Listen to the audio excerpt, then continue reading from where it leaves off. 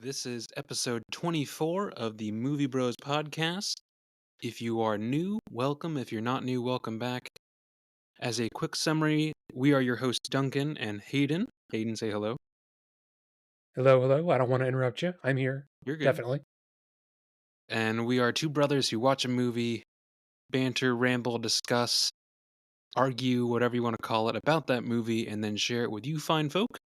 These are posted weekly, usually on Sundays.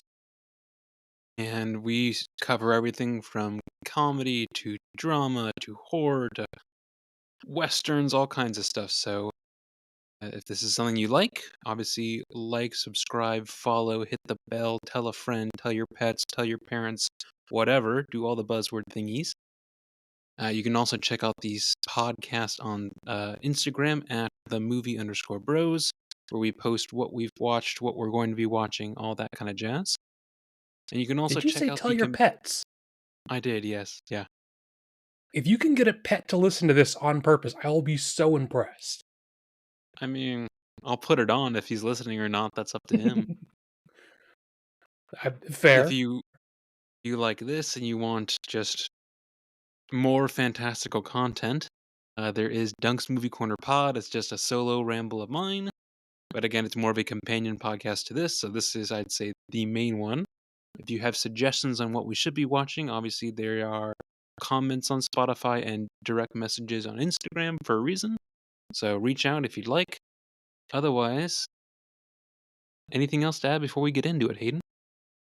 I believe that's all of our marketing buzzwords we need to cover. Why don't we jump right in? Well, for our fast film facts, Hayden, what are we watching this week? Well, today, as was picked by our movie name randomizer from last week, we watched Tales of Earthsea. This is from 2006. This is directed by Goro Miyazaki, written by Goro Miyazaki, Hayao Miyazaki, and is based upon the book series by Ursula Le Guin. If Hayao Miyazaki is a familiar name to you, that's the draw for most people to go watch this. He's the director of, Princess Mononoke, Spirited Away, Nazca, The Valley of the Winds, just a ton of just incredibly well-made animated features. Is this one of them? We'll get into that later. This is written and directed by his son Goro, and I thought that was interesting that he would choose to just stay on as a co-writer and producer and not just direct the feature outright. Music here is by I'm just going to apologize in general for the Japanese names that I might butcher here in the next couple minutes. I swear it's not on purpose. Music here is by Tamiya Teramisha. Cinematography is by Atsushi Okue, possibly. And then, depending on if you watched this with the American dub or the Japanese with English subtitles, has the voice talents of Timothy Dalton, William Dafoe, Mariska Hargitay, Matt Levin, and then if you watched this with the Japanese audio, this had Junichi Okada, Yuko Tanaka, Jun Fabuki, and Ayo Tashima. The trivia I have for this is that, as I just mentioned, this is Hayao Miyazaki's son directing instead of him, and that there is another adaptation of the Earthsea books, which was made by the Sci-Fi Channel, I want to say in 2010, and that the author hates that. It is just an awful series, apparently, and although she doesn't consider either this or that version of it to be the full adaptation, she does prefer this one. And that's kind I of all I have. I do have more maybe trivia. Go right ahead. Same.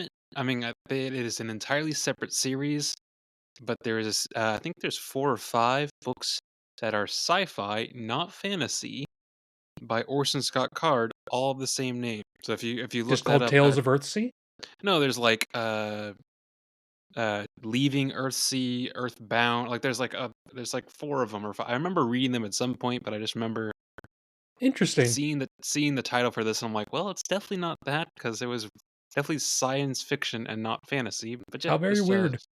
small world kind of thing. I'm sure it probably wasn't related, but yeah. There was probably some kind of legality they had to hash out. Earthsea is not exactly a unknown name. Like that's a pretty unique title, I would say. So, as we did with last episode, do we want to lead off with our ratings and then explain why we think that? We can mix it up if we want. Maybe we. I don't. I mean, there's no rules or reasoning. We can do kind of whatever. But yeah, I don't know. I mean, I feel like we I have. leave that up to you. I'm fine with either one. Okay. Well, going forward, this is something that I'm going to start doing. If you want to adopt it, fine. That's up to you. But on the bottom of my Word doc, I have basically a grid for it's two columns. It's categories and then scores out of 5 with a half star. So I'm grading each movie on individual categories, and then I take an average of those for its like final scores. So that's how I'm grading these films. So I'm Explain that grading. again. I'm not sure what you mean.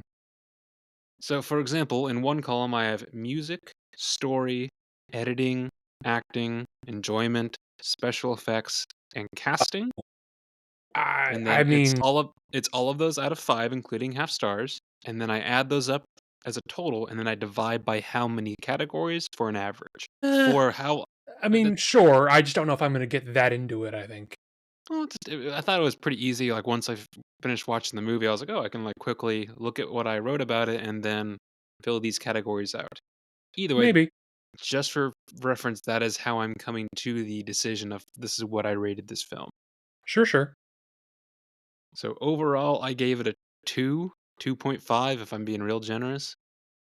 You were more generous than I. What did you think? I Where gave this did a you stand? star and a half. I'm not the world's largest fan of anime, and I'm certainly not a Me neither. die-hard, Studio Ghibli fan. Like I know there are some of those people out there who like live and die by these movies. They have tattoos of Yes, them and yes. stuff of like That's that not all over their us. car, and that's like there are certain ones of them that I really enjoy. This is obviously not one of them, but I certainly went into this expecting so much more and For sure. just in nearly every way conceivable, I felt like this was just a giant letdown.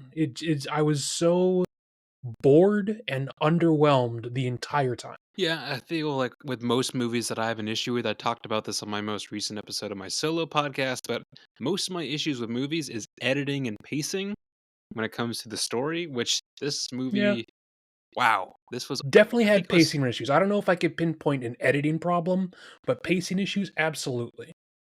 well, just how much stuff they could edit out to make it actually well paced. That there's just, This they is don't a need to this is show an hour and a half movie. You could take 45 minutes of it out and lose easily. no plot. That's what I'm saying. Like Like, yeah, it could have been a quote unquote again, short film. I am shocked that this is that disappointing coming from a studio with this amount of like name recognition. It would be like probably the feelings that the people who went and saw Cars 2 for the first time after seeing all the Pixar movies, because up until that point they produced nothing but quality. Cars 2 has its place for being like the ugly stepchild of Pixar. Like, I don't know. I think it has its I place. mean, Cars 2 is at least fun and enjoyable. Exactly. I That's what I'm can't saying. Like even this, I I this I doesn't can't have even that. say this was that. I yeah. There's something okay on my notes. Like the first thing, the backgrounds. There's a lot of points where the painted backgrounds are really nice. They're not as nice as like Treasure Planet, but the actual animation. And again, maybe it's because we didn't grow up with it, or it's just not something of our interest. But the anime style, it kind of felt boring and generic. Like there wasn't a So lot of actual emotion that I could feel. Like it's just, oh, your mouths are moving slightly. Cool. So this is of the same style as the rest of the Studio Ghibli movies, Sure. Ghibli, however you pronounce it. But even comparatively to those ones, the character animation themselves in this was really lackluster. Like there are certain moments when it comes together and it looks interesting. Like I think a lot of the crowd shots where they're all hand animated, that's nice looking. I think that some of the very few action parts where you actually have some swordplay look pretty nice. Other than that, all of the 2D hand drawn character animation in this is so disappointing and underwhelming because that's what Yes. you go to a Studio Ghibli movie to see. You go to see these gorgeous hand painted backgrounds and the super intricate, detailed, hand animated stuff. Mhm. Because again, I've watched a lot of Hayao Miyazaki's other movies and I love them. They're great. And I don't across the board, there is such a quality drop here, and I don't know who to point the blame at. It's just all of this was so underwhelming.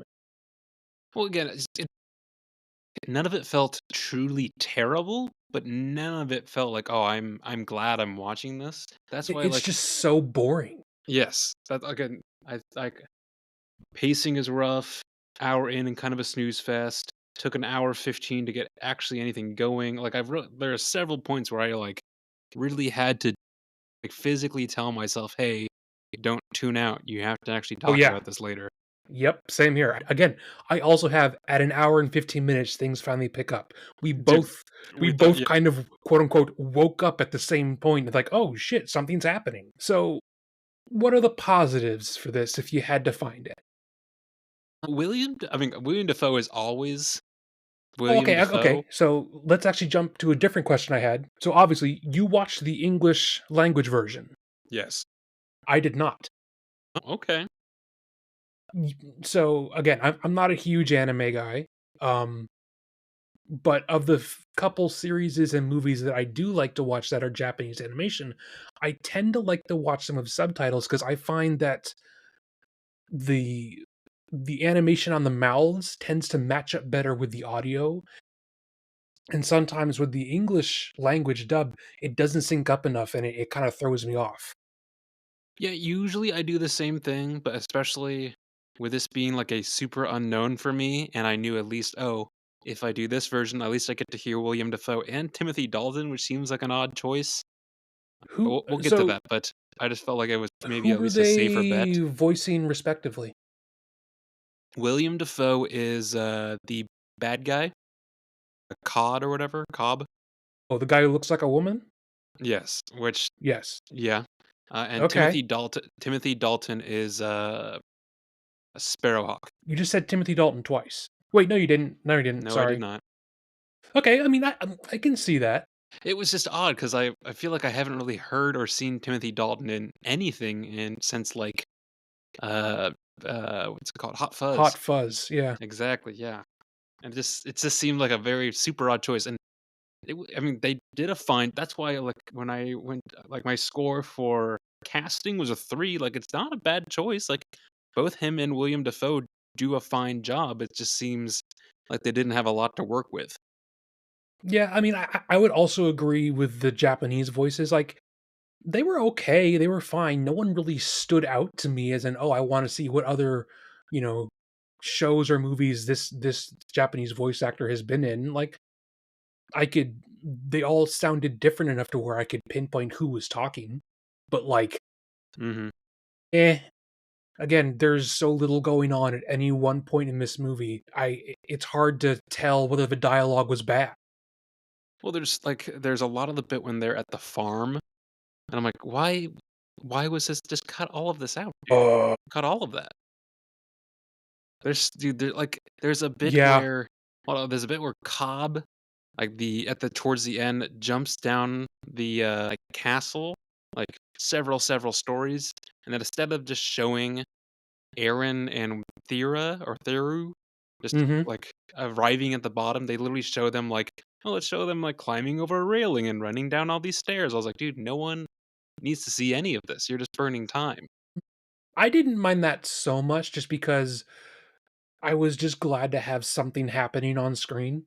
Well, sure, just, So I'm saying, like, they coulda cut to him coming out the bottom door to face, like, just oh, a yeah, lot no, of 100%. yeah, a lot or all the, like, spiritual people like, long shots of just people staring at each other in the With field or whatever. Jesus yeah, Christ.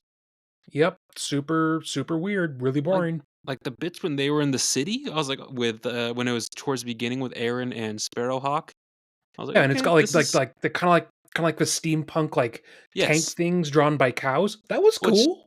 I was like, "Okay, this is kinda what I expected," and then none of that.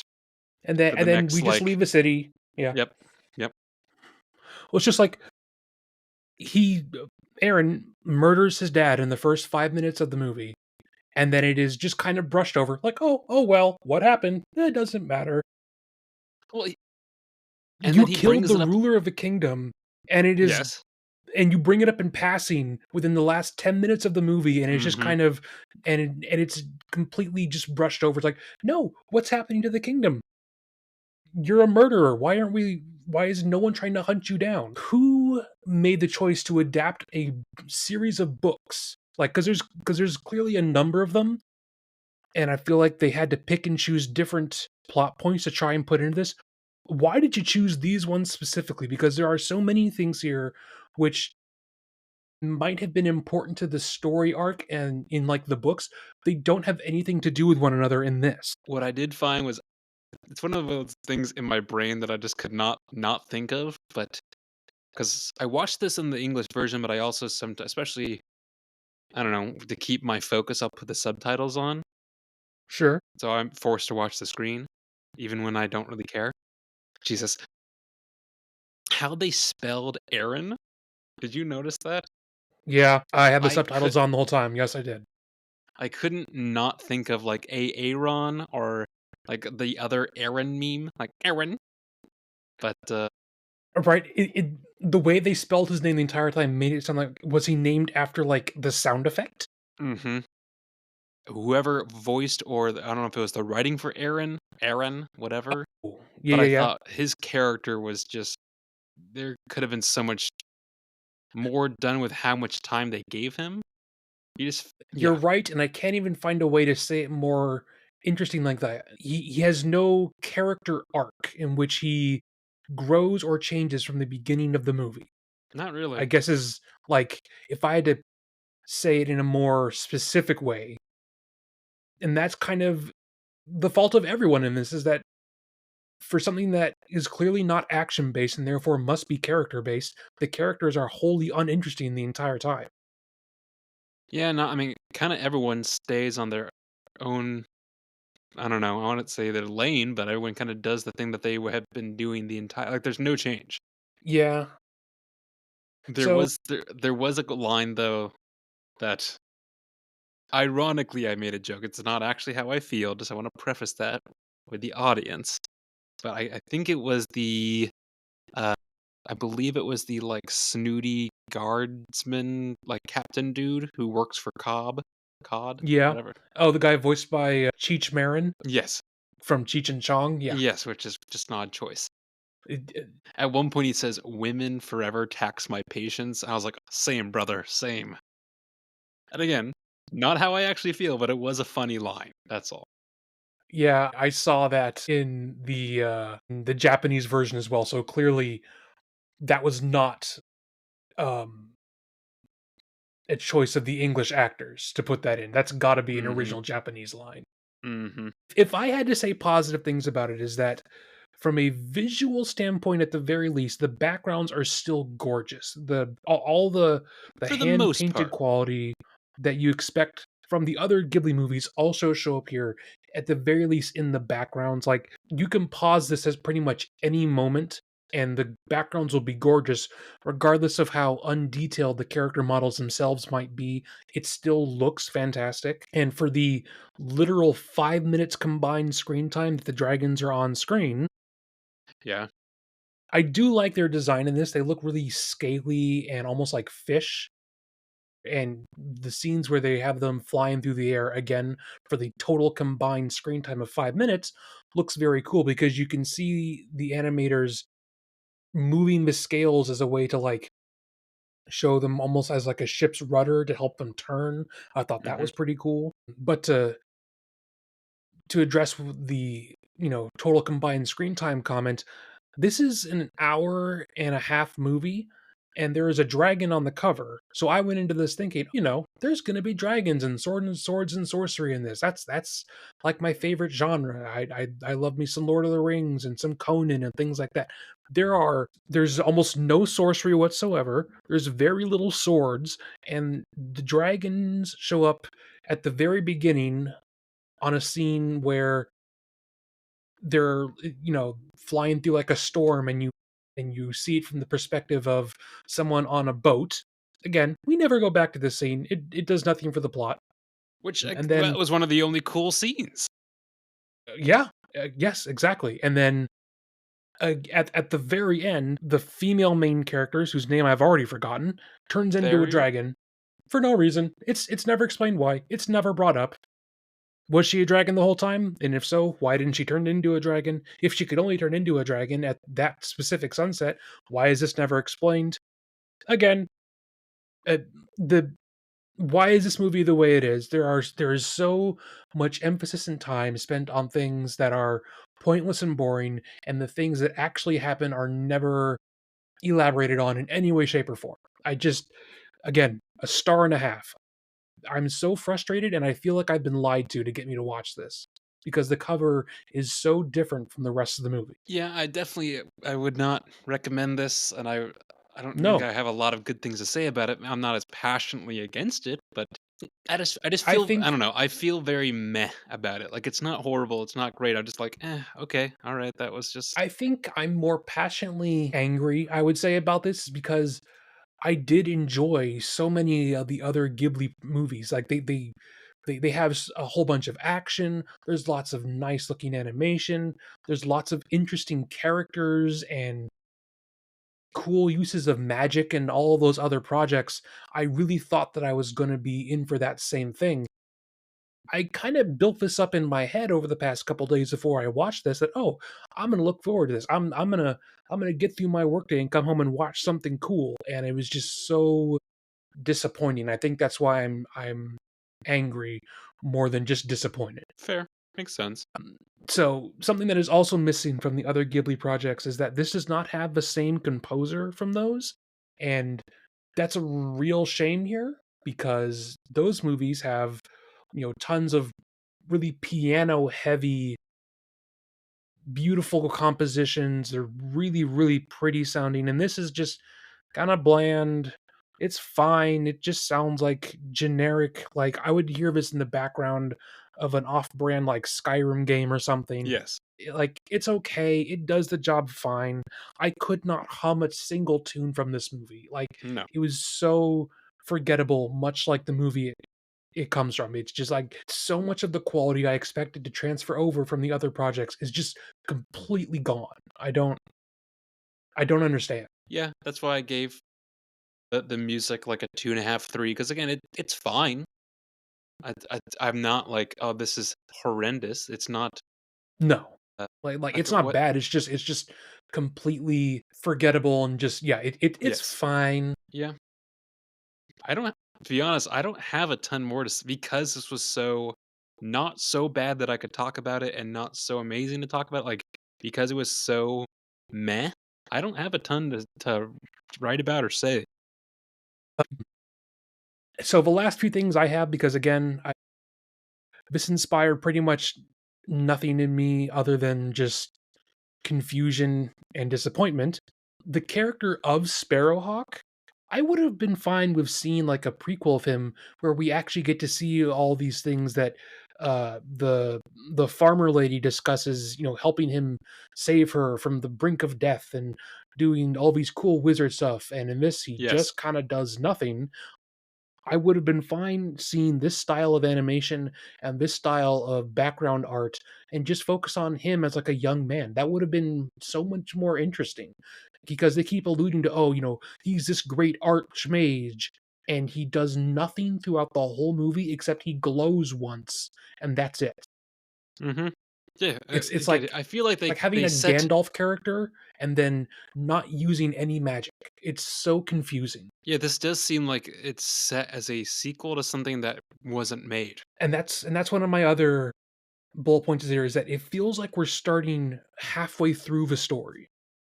And it doesn't come across as, oh, there's so much lore and interesting things going on. It just makes everything seem weird because it doesn't really tell you why anything is happening, only that things used to be better. They're slightly bad now. Dragons are important, but we can't really explain why. Also, the quote unquote the darkness is coming, but we can't explain what that is. We used to have lots of wizards, now we don't, but we don't explain why. It just all of the decisions that went into the story of this, however they chose to adapt those books, I have to assume that the books were infinitely better than this because you can't have a series of books and be this foggy of a narrative. And then the last couple things I have from this is that I would say a good 80% of this movie is just people walking to different places while somber Mhm. music plays. Yes, Like that's the stuff that's gotta and cut out, dude. and that sounds like that sounds mean, but it is literally not an exaggeration that there's no plot going on for 70% of this runtime. And that's on the low side of an estimate.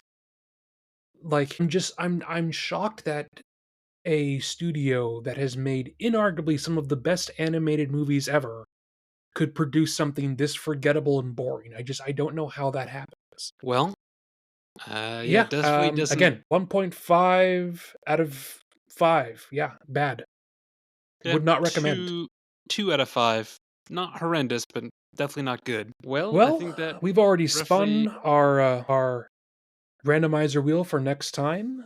Again, for the listeners, we're going to have a Thanksgiving episode come out between this episode and the movie I name here in a couple sentences, so look for that. But the next full single length movie episode we talk about is going to be Bone Tomahawk, the western starring Kurt Russell. and if you'd like to watch this along with us or anything like that, it is on Netflix.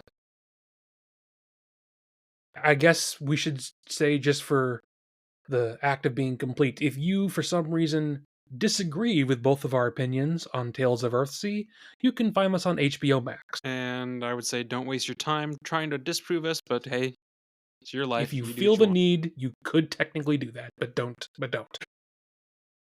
Is there anything that you watched in the last week, Hayden, or are still looking forward to watch that we haven't discussed prior? No movies. No. I watched an episode of actually I've watched two different things that were not movies. I watched an episode of The Responder, which is a British cop drama with Martin Freeman, which is I'm enjoying that a lot.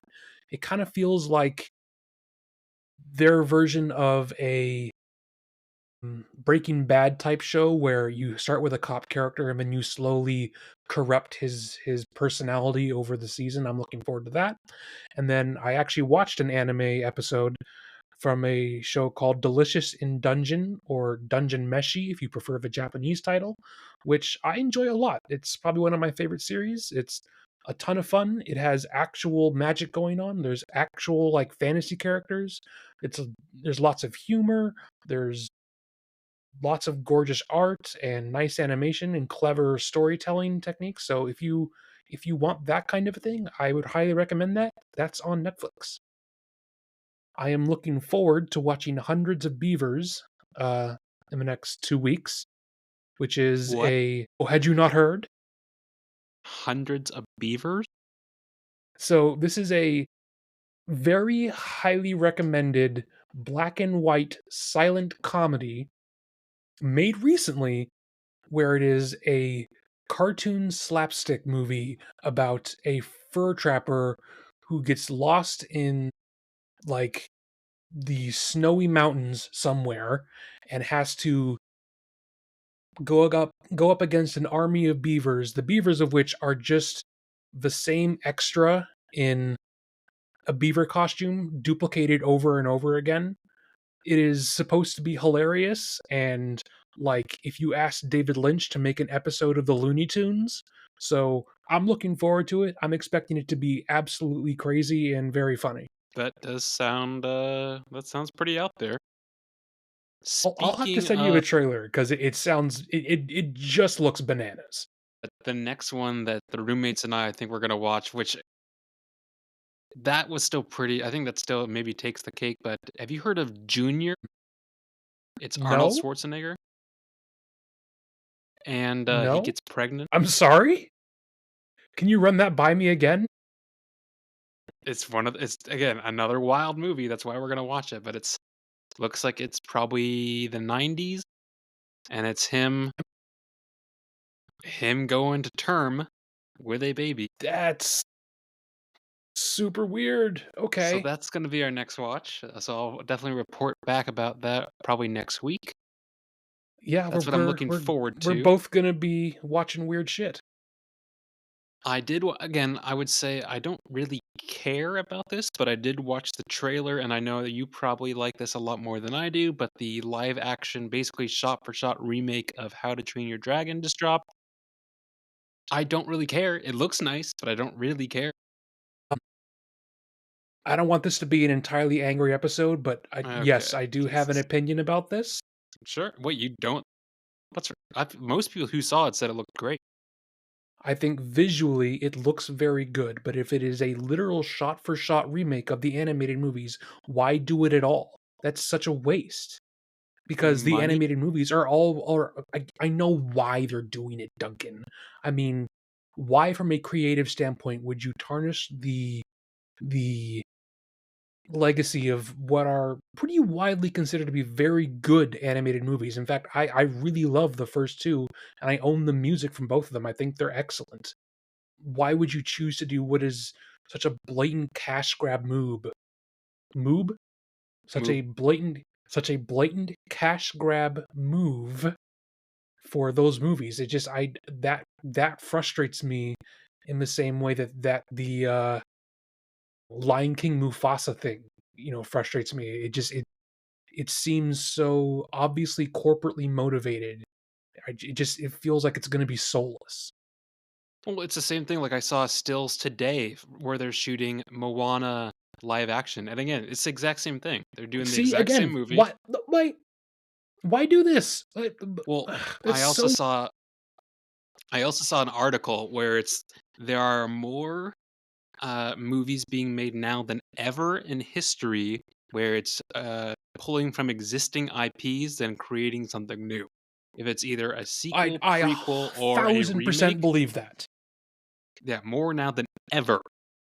Like I they're mean, like if the I wanted to play devil's advocate for that, I would say that every year more and more IP is made to pull from. So every year you're going to have more things made from more IP because there's more IP to pull from.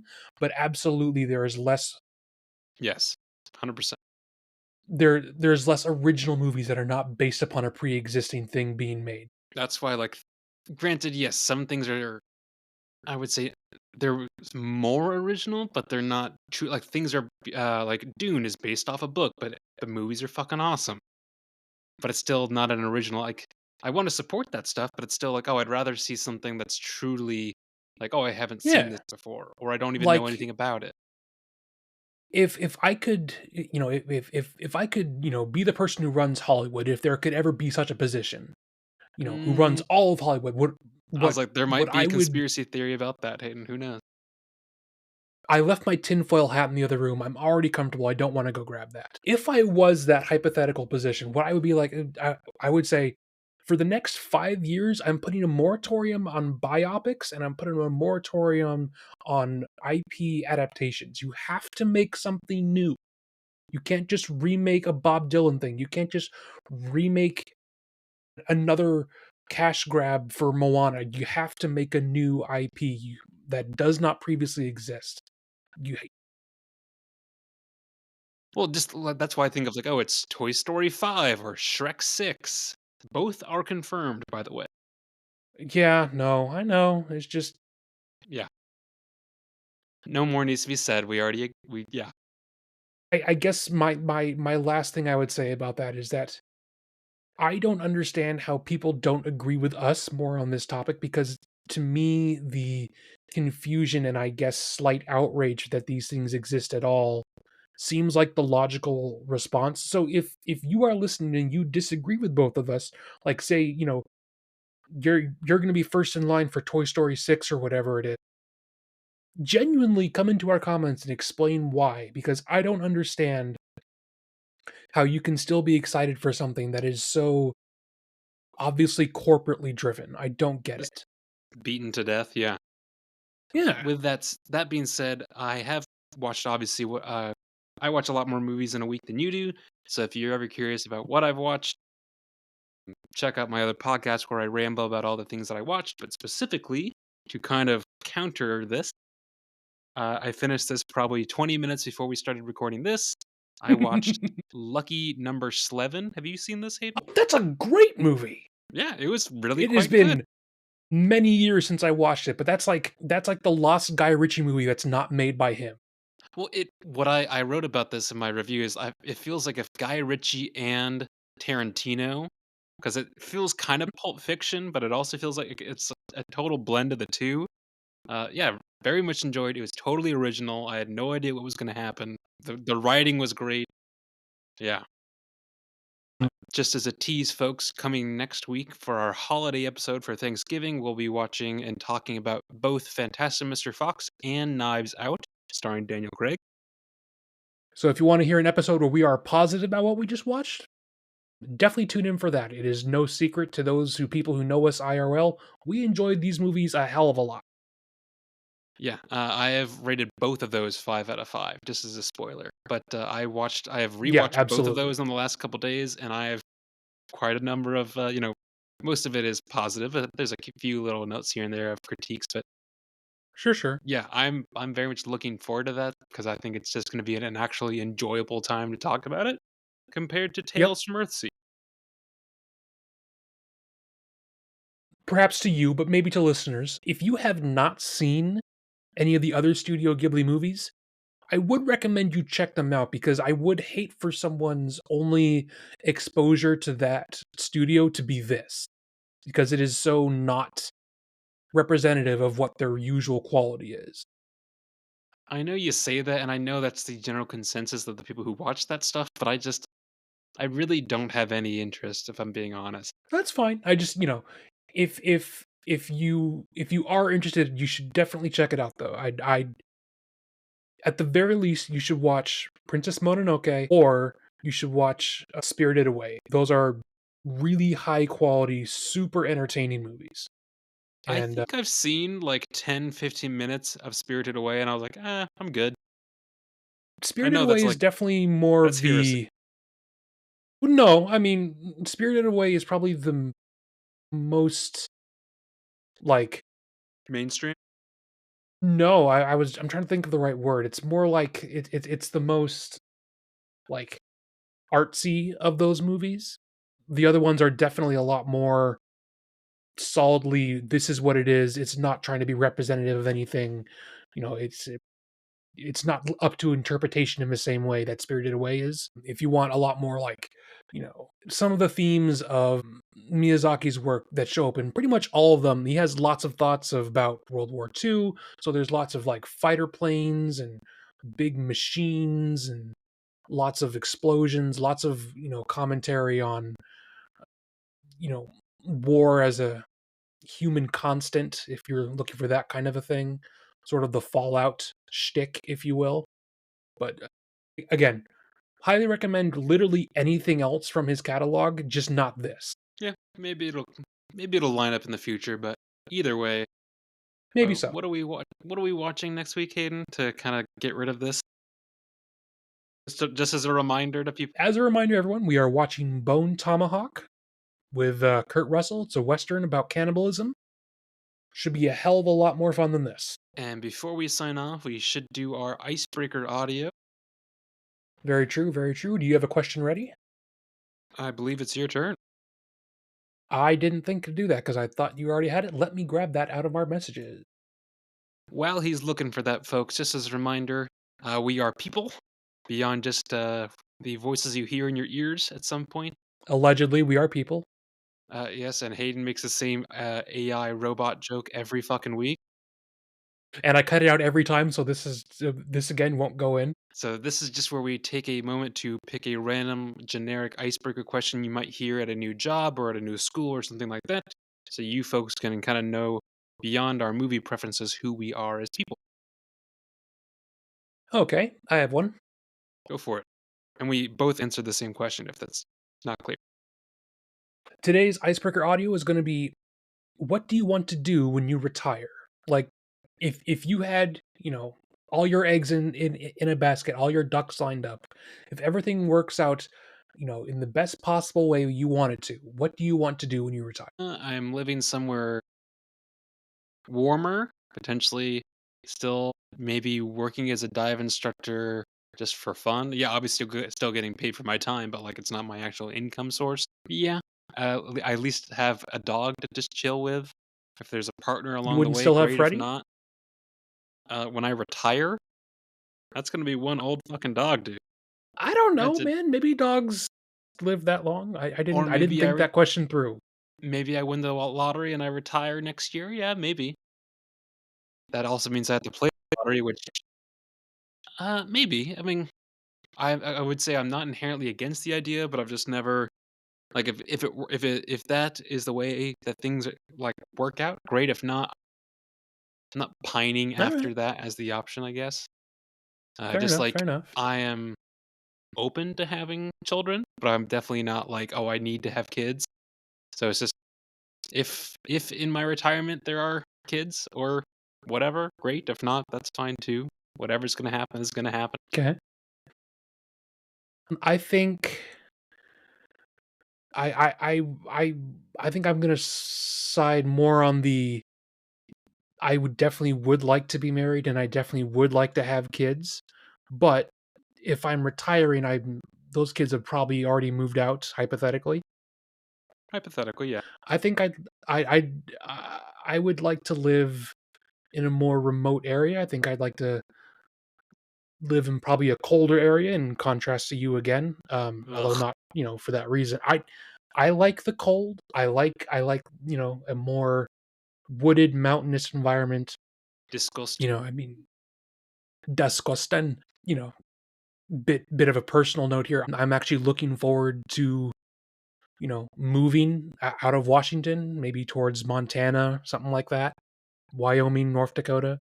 Yeah, I would love to live in a less, maybe not less coast place specifically, but just less people. metropolitan area, I guess. Yeah, I mean, I don't know. I don't dislike people. I like my alone space. I like my peace and quiet, and I don't know.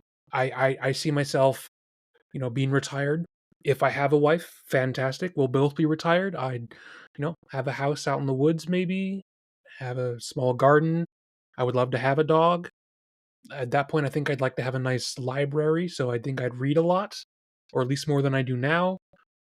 Yeah, I think I my ideal retirement would be just me, you know, living the quiet life off the beaten track somewhere. I get that. I want to be able to. Again, I think this is why we're very much our own individual selves and not one person. But Sure, sure.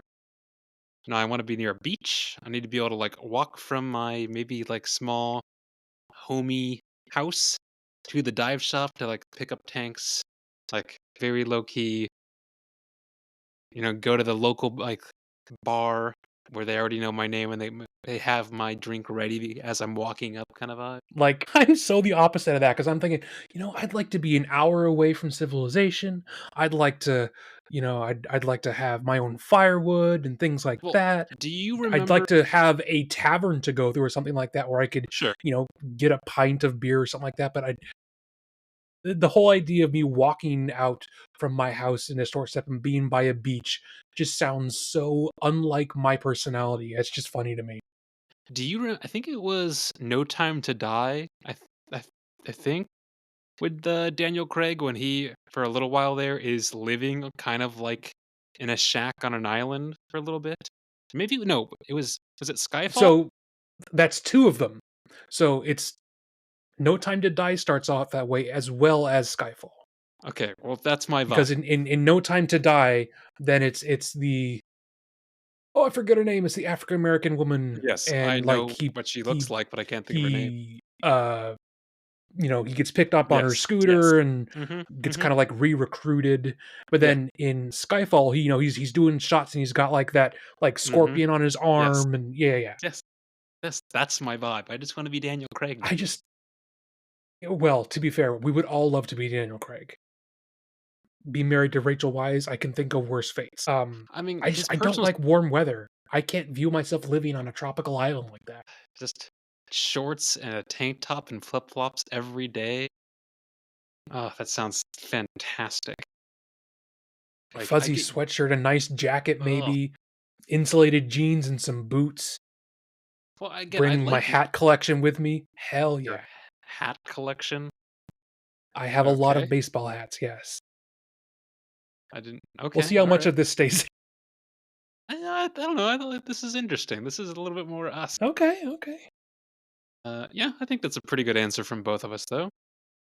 So that was our icebreaker audio, folks. If that's interesting, great. If not, well, you're gonna have to listen to it anyway to get to the end. Anything that illustrates that we are very different people, it's gonna be that. If you've enjoyed this episode at all, again, please make sure to like, subscribe, leave a comment, tell your friends, tell your pets, as we said earlier. Mm, If you disagree with us about this movie, I would say get your brain checked.